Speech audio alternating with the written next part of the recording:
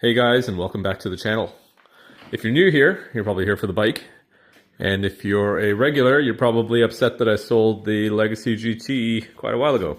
But we're moving on to bigger and better things, new projects. And if you're interested in some cool videos about some other stuff, go ahead and give me a subscribe. But what we've got here today is the FZ6. I've had this in my garage for a couple of years now, but haven't really been riding it just due to kids, work, all the other things. But I've gotten back into it lately and started to mod it out. So I started with the windshield there, did the tail tidy. I'm going to have a video on the tail tidy coming up shortly. But what we are doing today is the belly pan. So you've probably seen one of these belly pans for sale on AliExpress or one of those drop shipping sites. And let me tell you that they're pretty cool. They're very thin. They're really just for looks, but if you do decide to order them, make sure you get one with brackets. This one does have brackets, and I'm going to have to modify them. I'm going to show you how to do that in a second. And I'm also going to show you where they mount up on the bike, save you a whole lot of time looking for that. So let's get to it. So if you come down here to the right side, take a look.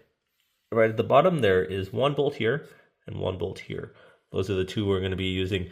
And they are hex head or Allen keys. I believe a 3/16 of an inch if you're going by that imperial size, or whatever the closest metric is would work as well. Coming over to the left side,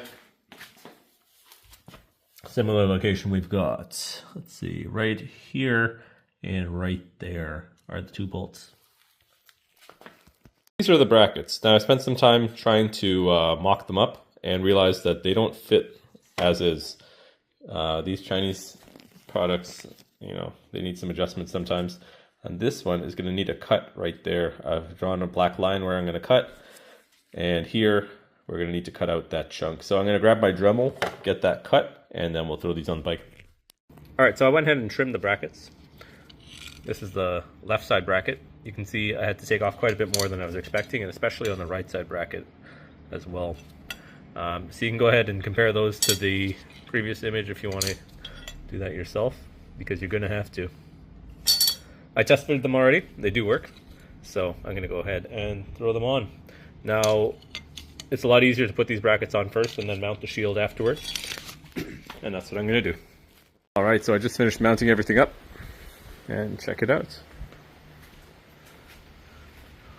The bike looks a lot more aggressive. A little sportier. It's a nice subtle touch. And it's a good look.